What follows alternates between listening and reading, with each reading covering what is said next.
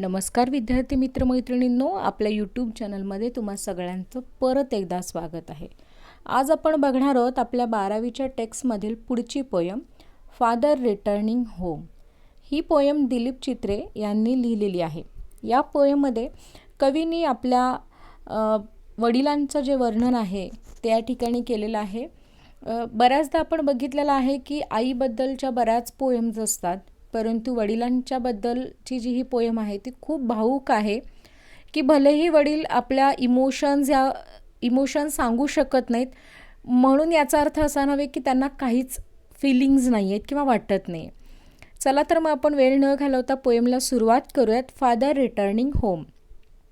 My father travels on the late evening train. लेखकाचे जे वडील आहेत ते या ठिकाणी ट्रेनमधून प्रवास करून जॉबला जात आहेत, म्हणजे घरापासून ट्रॅव्हल करून ते दूर कुठेतरी कामासाठी जात आहेत. मग तिथून ते अगदी संध्याकाळी खूप लेटनी जी शेवटची जी ट्रेन असते त्या ट्रेननी घरी येत असतात. Standing among the silent commuters in the low light.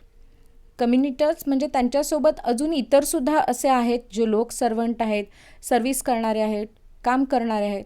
हे लोक त्या ट्रेनमध्ये बसलेले आहेत. आणि yellow light, in the yellow light म्हणजे अंधार पडलेला आहे आणि अशा वेळेस म्युन्सिपाल्टीची जी काही येलो लाईट असते, साईड लाईट, रोड लाईट जी असते ती, त्याच्यामध्ये ते स्टँडिंग आहेत, कधी कधी बसलेलेही आहेत. Suburb slides past in his unseeing eyes. Suburb याचा अर्थ काय की आपण जेव्हा ट्रेनमध्ये किंवा बसनी जेव्हा प्रवास करतो की नाही, तेव्हा बाहेर विंडो साईडला बसल्यानंतर बाहेरचं जे काही दृश्य असतं त्यामध्ये आपण बघतो की एरवी आपण एका गावाहून दुसऱ्या गावी चाललो तर या ठिकाणी आपल्याला मध्ये शेती किंवा डोंगर या सगळ्या गोष्टी बघायला मिळतात. पण जेव्हा आपण या ठिकाणी एकाच सिटी बसमधून किंवा ट्रेनमधून जेव्हा बघतो तेव्हा मोठ्या मोठ्या इमारती किंवा पूर्ण उपनगर जे असतं, महानगर जे असतं ते आपल्याला दिसतं. मग हे सगळं त्या ठिकाणी त्यांना दिसतं, त्यांच्या समोरून जातं आहे, पण तरीही त्यांना ते बघण्यात इंटरेस्ट नाही आहे, कारण ते खूप थकलेले आहेत. His shirt and pants are soggy and his black raincoat stained with mud and his bag stuffed with books in falling apart.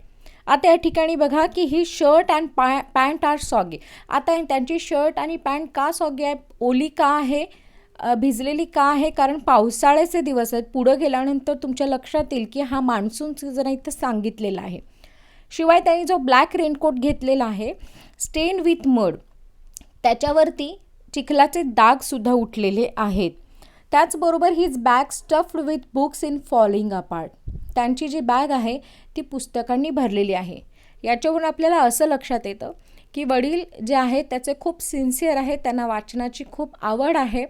आपल्या कामानंतर जेवढाही वेळ त्यांना मिळतो ते त्या वाचनामध्ये घालवतात. मग भलेही घरी येताना त्यांना बसायला जागा मिळाली एखाद्या कोनाड्यामध्ये तर ते तिथं बसूनही वाचतील. ऑफिसमध्ये वेळ असेल तर ते कदाचित तिथंही बसून वाचत असतील. म्हणजे एकूण काय तर वाचनप्रेमी आहे त्याचे वडील. His eyes dimmed by age. Dimmed अंधुक होणे, याच्यावरून स्पष्ट लक्षात येतं की लेखकाचे जे वडील आहेत त्यांचं एज झालेलं आहे, ते म्हणजे वयस्कर झालेलं आहे, त्याच्यामुळे त्यांची नजर देखील अंधुक झालेली आहे. Fade homeward through the humid monsoon night. आणि या पूर्ण मान्सून नाईटमध्ये अगदी घराकडं जायची त्यांची खूप घाई आहे. Now I can see him to getting off the train like the word drop from the long sentence. लेखक या ठिकाणी सांगतो की लेखकाचे वडील त्या ट्रेनमधून उतरले आणि ते उतरल्यानंतर त्या ट्रेनमधल्या इतर लोकांना काही फरक पडलेला नाही आहे. जसं की एखाद्या मोठ्या सेंटेन्समधून एखादा छोटासा वर्ड चटकन ड्रॉप व्हावा आणि पूर्ण सेंटेन्सच्या अर्थाला किंवा मिनिंगला काही फरक नाही पडावा, अगदी त्या पद्धतीने पूर्ण ट्रेनमध्ये प्रवास करत असताना लेखकाचे वडील चटकन त्या ट्रेनमधून वेगळे होतात आणि ते कोणाच्या लक्षातही येत नाही. इतकंच नव्हे तर ट्रेनमध्ये असणाऱ्या इतरांना त्याचा फरकही पडत नाही. He hurries across the length of the grey platform. बघा ते घाईघाईने त्या ग्रे प्लॅटफॉर्मवरून निघालेले आहेत. Cross the railway line enters the lane. आणि त्या रेल्वे लाईनमधून एका छोट्याशा गल्लीमध्ये जाणाऱ्या रस्त्याकडे ते निघतात. His chappals are sticky with mud. त्यांच्या ज्या चपला आहेत त्या अगदी चिखलाने भरलेल्या आहेत, माखलेल्या आहेत. But he hurries onward. पण त्यांना मात्र खूप गडबड आहे आणि ते घाईघाईने निघालेले आहेत. बघा, खूप छान आणि सुंदर पद्धतीने वडिलांचं लेखकांनी वर्णन केलेलं आहे. संध्याकाळी निघालेले आहेत, वयस्कर झालेले आहेत, नजर अंधूक झालेली आहे, कपडे भिजलेले आहेत, चपला अक्षरशः चिखलाने माखलेल्या आहेत आणि असं असतानासुद्धा थकल्या दमलेल्या या वडिलांना घरी जायची प्रचंड ओढ आहे. पुढे सांगतात होम अगेन. घरी आल्यानंतर अगेन तेच आहे. काय आहे तेच तर बघूयात. I see him drinking a weak tea. Weak tea थंड झालेला. एरवी आपण बघतो की आपल्या भारतीय लोकांमध्ये बऱ्याचदा चहाप्रेम हे खूप जास्त आहे किंवा चहाचं वेळसुद्धा जास्त आहे. कडक अशा गरम गरम चहा त्यांना देणारं कुणी नाही आहे. तर वीक टी आणि सोबत काय, इटिंग अ स्टेल चपाती, रीडिंग अ बुक. बघा, या ओळीवरनं असं लक्षात येतं की घरी त्यांची फारशी काळजी घेणारं असं कुणी नाही आहे.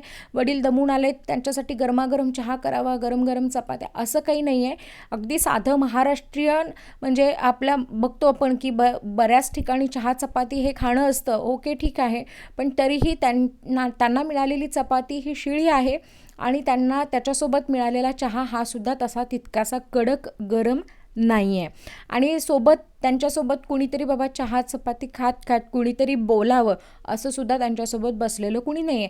त्याच्यामुळं ते काय करत आहेत, बुक वाचत आहेत. पुढे या ठिकाणी तुम्हाला दिसत असेल की he goes into the toilet to contemplate. म्हणजे डीप थिंकिंग करतायत, ते टॉयलेटला जात आहेत आणि तिथं बसून ते विचार करतायत की man's instrument from the man-made world. मानवाने तयार केलेलं, म्हणजे माणसाने जे तयार केलेलं जे जग आहे त्याच्याबद्दल ते खूप डीपली विचार करत आहेत. आणि त्याच्यामध्ये त्यांना त्याबद्दल ना एक असं वाटतंय की रिलेशन्समध्ये तसं फारशी डेप्थ आता राहिलेली नाही आहे. आणि जेव्हा ते तिथून अगदी डीप थिंक करून बाहेर येतात तेव्हा coming out he trembles at the सिंकजवळ आल्यानंतर त्यांना त्यांच्या डोक्यामध्ये अजूनही तेच विचार आहेत की रिलेशन्स आता खूप बदललेले आहेत, पूर्वीसारखं आता काही राहिलेलं नाही आहे. आणि त्यामुळे त्यांचे हात थोडेसे थरथरत आहेत. The cold water running out his brown hands. त्यांच्या त्या अगदी वयस्कर, अगदी जीर्ण झालेल्या त्या ब्राउनिश हातांवरून ते पाणी ओघळतं आहे. A few drops selling on greying hair on his breast. त्यांच्या मनगटावरती जे काही ग्रे झालेले हेअर आहेत त्याच्यावरती काही ड्रॉप्स आहेत. त्याच्यावरून कळतं की त्यांचे वडील वयस्कर आहेत. His sullen children have often refuse to share jokes and secrets with him. बघा, त्यांची जी उद्धट मुलं आहेत किंवा जी अतिहुशार मुलं आहेत ती त्यांना कुठलेही सिक्रेट किंवा जोक शेअर करत नाही आहेत. एरवी आपण बघतो की बाबा घरी आला की मुलं त्यांना जाऊन बिलगतात, आपले दिवसभराच्या ज्या काही गमती जमती असतात त्या सांगितल्या जातात किंवा आपले काही सिक्रेट्स असतात जे फारसं पण आईला शेअर नाही करत, कारण धपाटे बसायची शक्यता असते. पण म्हणून वडिलांना सगळ्या गोष्टी सांगितल्या जातात. पण इथं मात्र तसं काहीही केलेलं नाही आहे. मुलं आपल्या वडिलांना काही शेअर करत नाही आहेत. He will now go to sleep. आता मात्र ते झोपायला गेलेले आहेत. Listening to the static on the radio dreaming. आता स्टॅटिक याचा अर्थ काय की खरखर असा आवाज करणारा जो रेडिओ आहे तो लावून त्याच्यासोबतच ते काय करत आहेत, झोपी गेलेले आहेत. And his ancestors and grandchildrens dreaming. कुणाबद्दल ते ड्रीमिंग करतायत, अँस्टर्स म्हणजे पूर्वजांबद्दल आणि पुढे येणाऱ्या ग्रँडचिल्ड्रन्सबद्दल. Thinking of Normans to entering the subcontinent throwing the narrow pass. आणि त्यांच्या डोक्यामध्ये असे जे भटकणारे जे लोक असतात की नाही, म्हणजे बंजारे समाजाचे लोक वगैरे असतात, जे भटके असतात, एका ठिकाणी ते नाही राहत. मग अशा लोकांच्याबद्दल विचार येतो की बघा, ते कुठंच एका ठिकाणी स्थिर नसतात. पण याचा अर्थ ते जीवनाचा आनंद घेत नाहीत का? तर असं नाही होत. ते जिथंही जातील ते तिथं आपली वस्ती निर्माण करतात, तिथं आपलं एक जग छोटंसं तयार करतात आणि ते तिथं राहतात. अशा पद्धतीनं ते थिंकिंग करत करत काय करतात, झोपी जातात.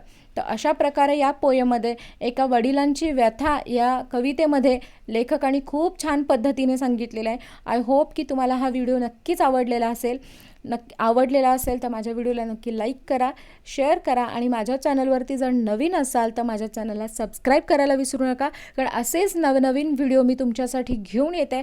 जर तुम्हाला आणखीन एखाद्या वेगळ्या स्टँडर्ड बद्दल, इंग्रजीच्या टेक्स्टबद्दल किंवा पोएमबद्दल जर तुम्हाला ट्रान्सलेशन हवं असेल, समजून घ्यायचं असेल तर नक्की तुम्ही कमेंट करू शकता.